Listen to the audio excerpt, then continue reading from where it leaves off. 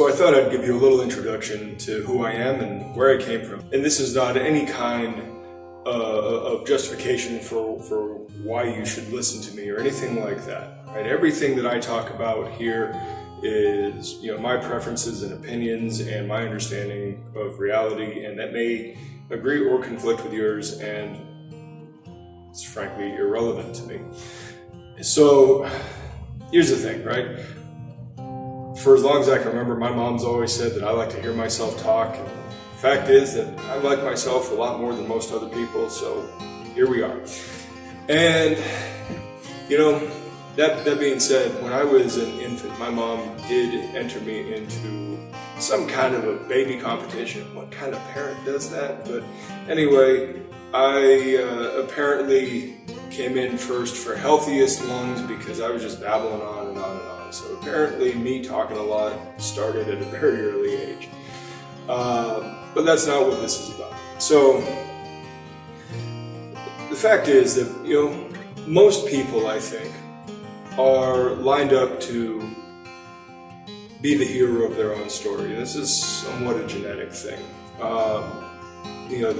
The whole selfish gene and all, the concept that biologically we are programmed to favor ourselves and reproduce ourselves, and we have this affiliation of like ourselves and then our genetic family, and then it intersperses out from there. And, there are things we can tinker with psychologically to change that, but by and large, life is self-interested, and that kind of leaves us to today, right? This is the backstory that nobody asked for. So one of the things that you should know about me if you're going to hang around and listen to me jabber on is that I was born in the early 80s. I was born in 82, the year that the He-Man toys came out. I was a He-Man baby. I have maintained that He-Man is my hero for as long as I can remember. And of course, I loved the other 80s cartoons as well. Thundercats, G.I. Joe, Silverhawks, and on down the line. I definitely was raised on the television.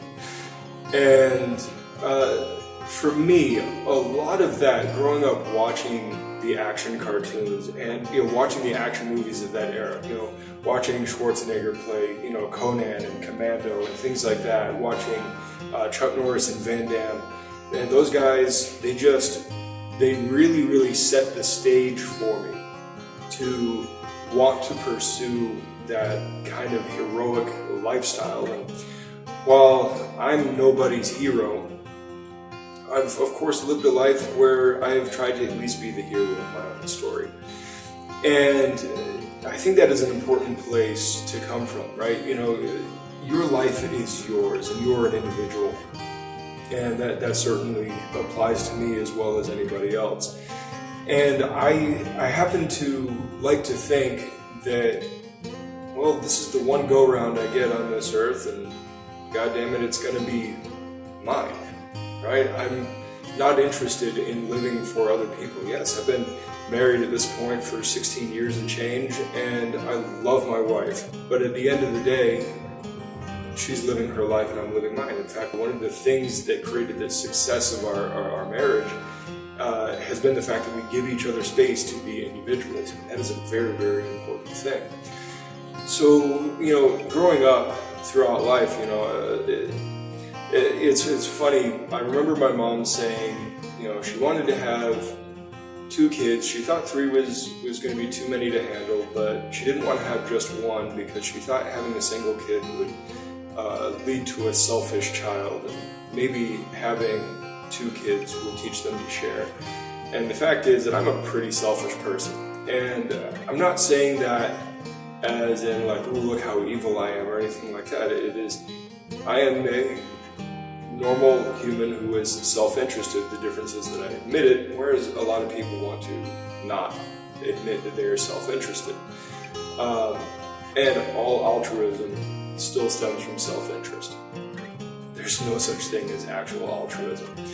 So when you look at a lot of this stuff, growing up, yes, of course I did learn how to play nice with others. I learned how to deal well with other people. But the fact is that I have always been more interested in what's going on in here and what I can do with this than I have been in going out there and doing something for the world or for society or anything like that. It's just the way it is. There's a philosophy out there, philosophy, thought process, whatever you want to call it. It's often referred to as solipsism. And now, as per my isms video, I don't necessarily identify with any specific ism, with any specific group. However, the concept of solipsism is the idea that your experiences, your perspective, your life, your lived-in experience is the thing of primary importance in your life. And, well, I don't think that's wrong. I often joke that Sol is short for solipsism. My actual name is Solomon, but, Sol is short for solipsism.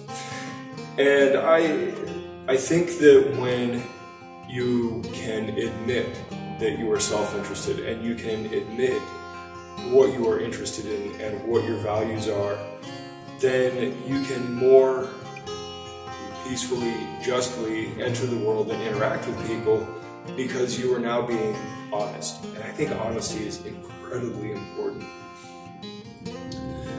So, back to my origin story, right? Because I kind of went off on a tangent there, which is normal for me.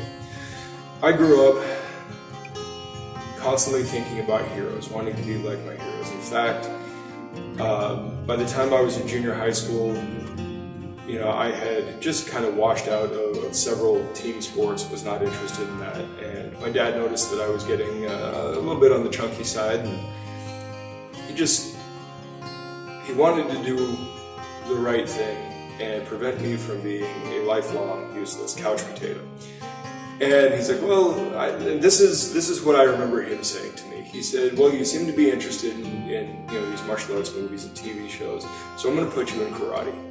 And he did, and it stuck. And I loved martial arts. And within a couple of years, I had decided that that's what I wanted to spend the rest of my life doing. And to this day, I have.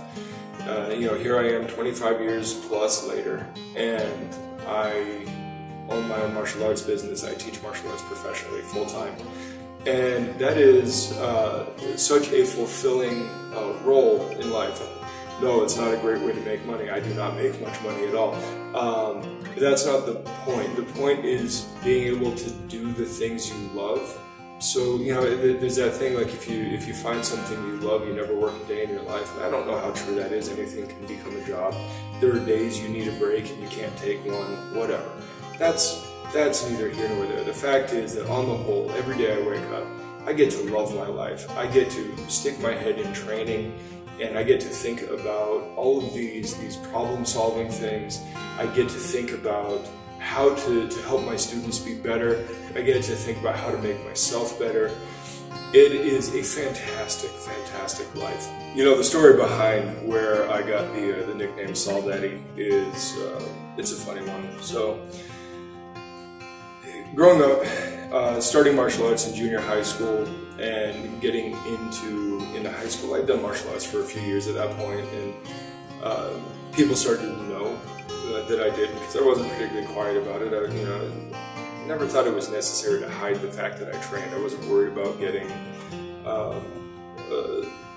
assaulted or challenged or tested or anything.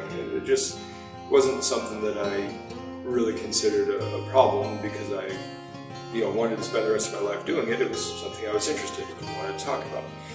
And that being the case, my sophomore year of high school, and it's funny because this was around the time that I decided I wanted to teach professionally as a career. And I was sitting in English class, and one of the kids, we were not friends. I mean, we weren't anything. We did not hang out together. We didn't know each other. We only knew each other's names because we were in the same class. All that kind of stuff.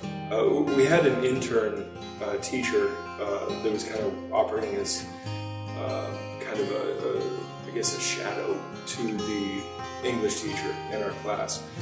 And I think he was there on his own that day or something like that. And so we were waiting for the bell. We had 5 minutes before class, and this kid, turns to me and he's like, "Hey, Solomon, Saul." And I wasn't paying attention to it. I just, was in my own world, wasn't thinking anything. He goes, "Hey, Saul Daddy, the Red-Headed Ninja," and that just stuck. I laughed because he was trying to get my attention. He wanted to ask me if I thought I could beat up the teacher because I did martial arts. And, even back then, I knew better than to take any bait, on questions like that. One, I'm a kid versus an adult. I don't actually know the background of this teacher. I have no idea. I would have to fight somebody to know if I can fight them or not. But anyway, so there, I got that nickname there just in that moment. And a year or two later, my buddy was drawing, some little, notebook paper comic books and stuff like that. We all like to draw and stuff like that. And he was drawing myself and him and another friend as a trio of superheroes. And he's like, what would your superhero name be? And I go, I don't know. And then it clicked, and I was like, I guess Saul Daddy the Red-Headed Ninja. And it just kind of stuck. Now, as I've gone on,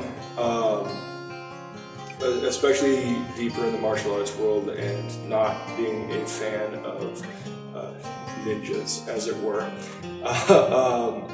I have more or less dropped the Red-Headed Ninja part, except just to bring it up as a historical artifact. Yeah, even when I was cage fighting, I walked out and they would announce me as Saul Daddy the Red-Headed Ninja. It's the thing that stuck. Maybe it shouldn't have been, but it's the thing that stuck.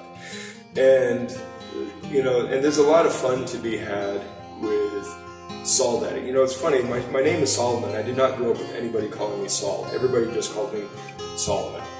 And you shorten it to Saul, and Saul is Latin for son, and that's fun to think about. The daddy thing, I don't care about. That's like a hip hop thing. I don't even like hip hop. I really just don't like it. But the funny thing is, I kind of carried the title Sifu. I don't make people call me that, but I kind of carried the title Sifu in my martial arts circles. And one of the two characters that makes up that word actually means father. And there was a time before I quit religion altogether that I was a volunteer preacher, and even though in the non-denominational circles we didn't call preachers, father, it's a common thing. When you have a formal priesthood in the Christian tradition, you see people called father. So it was kind of funny. So there's fun plays to be had on the name. I've sometimes called myself the Saul Father, as like the All Father Odin, because I rather like Odin in Norse mythology. And we can go on down the line. None of that is really important to go into. That stuff can just come up when it comes up, but it's become a fun thing that I've just kind of hung on to. And honestly, being a guy that's pushing 40 at this point, clinging to youth is just kind of something we do. And I'm just kind of hanging on to being a teenager in that sense. So I've had some fun with that. As far as my personal symbol goes, as you see here and in the intro and whatnot, it's just a kind of a weaponized shield design that I came up with back in 2001, and I designed it specifically because if I was a superhero, what would my symbol be? And I came up with that design. And obviously, it's reminiscent of some guitar-type body shapes. And as an amateur hobby guitarist and loving rock music and metal, it just seemed like an appropriate thing. And then it happens to be able to be readjusted and transformed into other weaponized shapes. So it makes for a cool sword and spear, shield, and various other things. So I've really enjoyed that. And the funny part is that, talking about this idea of being the hero of your own story, and Joseph Campbell's idea of the hero's journey and all that, while I may be the hero of my own story, like objectively in reality, I'm not anybody's hero. And the fact is that the role that I serve in society as a martial arts teacher is far more like that of the advisor, a Merlin or a Gandalf, man-at-arms, if you will. And that is kind of the role, the path that I have ended up choosing for myself. And I'm quite happy with that. I still feel like I have a few He-Man moments ahead of me, but by and large, my role is not to be that guy out there, swinging a sword to right wrongs. My job is to teach people to be good, useful, strong, utilitarian people who can solve problems. And I actually rather enjoy that. And it's funny to think of yourself as both, the hero and the advisor, because that's not a normal thing in the storytelling world. You usually don't end up doing that, but there's this concept that at any given point in your life, there are 3 levels of teaching that you need to occupy. There's the level of the student learning something. There's the level of the peer, where you are peer reviewing, bouncing ideas off each other, tinkering, right?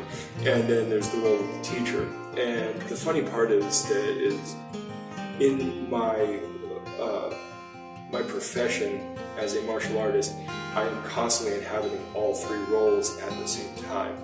And it is a very, very interesting place to be. So, outside of my profession, I hold many, many interests beyond martial arts, and I said some of this in the channel introduction video, but I grew up with a pencil in my hand, drawing, and I'm not a great artist. I am a rank amateur, but I'm better than average. And, I play guitar, but it's a casual hobby for me. It is not something, I'm not a fantastic guitarist. You'll never see me doing a guitar collaboration with one of these, major YouTubers or anything. That's not who I am. That's not what I do. I love learning about all sorts of things. I've never ever smithed a thing, and I love watching blacksmith videos. I like to woodwork, but it's it can be an expensive hobby, and the tools are expensive, and I don't always have the time or the resources to do that. But I really, really enjoy diving into some of those ideas and concepts, and we can just go down the list. I just am very interested in a lot of things. And, this is another thing that I remember my dad saying when I was young, and it didn't necessarily make a lot of sense to me then, but it has kind of just become a part of who I am now. I remember asking my dad if he could have any superpower, what would it be? And I'm pretty sure he said he wanted omniscience. He wanted to be able to know everything. And that it seemed like a weird answer, right? Because we all want to shoot lasers out of our hands or fly or super strength or whatever. But he wanted to know everything. As a kid, it seems weird. And as an adult, here I am going, I want to know everything. My mind is full of stuff that does me no functional good knowing it. It doesn't contribute to my profession. It doesn't contribute to any of my actual pursuits. But I like knowing things. I just really, really like knowing things. And that's I think that's a cool place to be. It feels cool to know you know things. And I like that. So, one of the things that you will see from me from time to time is I like to insert myself into kind of roles in storytelling. And quick thing about me is I don't identify with characters in stories. I really don't, and I really never have. I even say, you know, He-Man is my hero, but I never really wanted to be He-Man. Just, I want to kind of live up to that ideal, you know? And that has been pretty consistent across my entire life. I cannot remember a time of wanting to be somebody else. I'm pretty self-interested. I'm pretty interested in me. I like my life and who I am. And I take the inspiration from those stories and find ways to, if there's something I like, how can I put that in my own life? How can I elevate my own life with these concepts? And some of the fun things to do is, if you insert yourself into the world of whatever story you're pursuing, how would you act? Who would you be? Right? It becomes a thought experiment. And I love thought experiments. It's this concept of, you know, these hypotheticals. What if? And then you try to answer the then of that. And it's a pretty cool way to explore life. You know, there's that quote of, you know, the unexamined life is not worth living. And, well, you know, that's a way to examine life, you know, through fiction, through storytelling. Is, who would I be? What would I do if I were in this world, right? If these fantasy things were to exist, if these science fiction things were to exist, how would that impact my life? And how would I think, and what would I do, and who would I be? These are very, very interesting concepts. So one last thing that you'll notice is I tend to wear a lot of green. I like green. You know, as I say, my colors are green and black. Maybe you can blame that on Typo Negative. All the cool kids, you know, are black and green. You know, Typo Negative, Overkill, Green Lantern, the CW Green Arrow, Green Hornet. You know, black and green is a great color combo. You know, when it comes to the black and green, you know, we can say, you know, I mean, mostly it's just there because it looks cool. I like it. It's an aesthetic that I like. Green looks good on redheads. I have green eyes, and you know, it just is an aesthetic that works. And black is rock and roll. You know, I mean, it's just really the crux of it. We could, you know, further say, you know, oh, green is between the red and blue, and I'm a centrist, and you know, green is often represented the natural world, and I believe that we should live in harmony with the natural world. You know, black is you know, it's the flag of the lawless, of the anarchists, and you know, therefore, you know, the black is for the black market, or you know, the black is for the void, because as a nihilist, nothing matters. And you could just go on and on and on and on down that, but those would all be backhand justifications. The fact is, it just fucking looks cool. So there's my name, my symbol, and a little bit of my story. And it is really hard to find black and green flannel shirts. But anyway, and I really like flannel. I grew up in the Northeast, so, you know, flannel is just kind of the part and parcel of the gig. But now I live in Phoenix, so the sleeves come off because it's a little warm for that. And I don't want a farmer's tan. So, anyway, I think I've rambled on long enough. This is way too long of a video. Like I said, nobody asked for this. I'm just talking to hear myself talk. So, I will talk to you guys later. Maybe it'll be about something more interesting than this.